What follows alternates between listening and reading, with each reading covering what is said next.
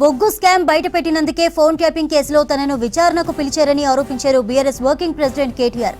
పుట్టిన మట్టి సాక్షిగా ఎటువంటి అక్రమాలకు పాల్పడలేదన్నారు. కేసులు కొత్త కాదు, బెదిరింపులకు భయపడమన్నారు. రోజుకో స్కామ్ పేరుతో సర్కారును నడుపుతున్నారని ఫైర్ అయ్యారు.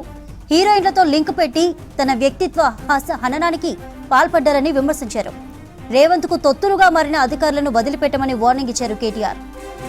అనుక్షణం ప్రజల కోసం పనిచేశాం తప్ప, రాష్ట్రం కోసం పనిచేశాం తప్ప ఎన్నడూ కూడా తప్పుడు పనులు పొరపాటును కూడా చేయలేదు.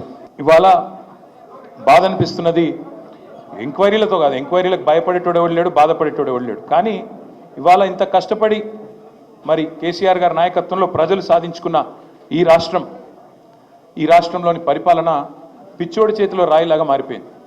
పరిపాలన మీద దృష్టి లేదు, పరిపాలన చేత కాదు, ప్రజలకిచ్చిన హామీలు నెరవేర్చే సత్తా లేదు. అసమర్థుడి జీవనయాత్రలాగా ఈ 2 ఏళ్ళు ఏదో నెట్టుకుంటూ టైంపాస్ చేసుకుంటూ వచ్చినారు. ఒక్కొక్క రోజు ఒక్కొక్క డ్రామా. కొన్ని రోజులు కాళేశ్వరం పేరిట డ్రామా, కొన్ని రోజులు గొర్రెల స్కామ్ అని డ్రామా, కొన్ని రోజులు ఫార్ములా ఈ పేరిట డ్రామా, మరికొన్ని రోజులు ఫోన్ ట్యాపింగ్ అని చెప్పి డ్రామా.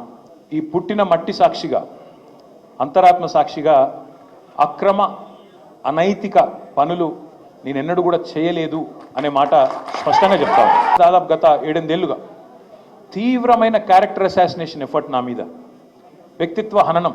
అంటే ఒక కుక్కను చంపే ముందు పిచ్చి కుక్కను ముద్రేయాలని ప్రయత్నం చేస్తారు కదా, నేనేదో డ్రగ్స్ తీసుకుంటానని, నాకేదో హీరోయిన్లతో సంబంధాలు ఉన్నాయని లేని దిక్కుమాలిన వార్తలు రాసి నన్ను క్షోభకు గురి చేయడమే కాకుండా నా కుటుంబ సభ్యుల్ని, నా పిల్లల్ని, నా వాళ్ళు అనుకునే వాళ్ళందరినీ విపరీతమైన క్షోభకు గురి చేశారు. అయినా కూడా ఎన్నడూ బాధపడలేదు, బయటకు వచ్చి వేరే వాళ్ళలాగా దొంగ ఏడుపులు ఏడవలేదు.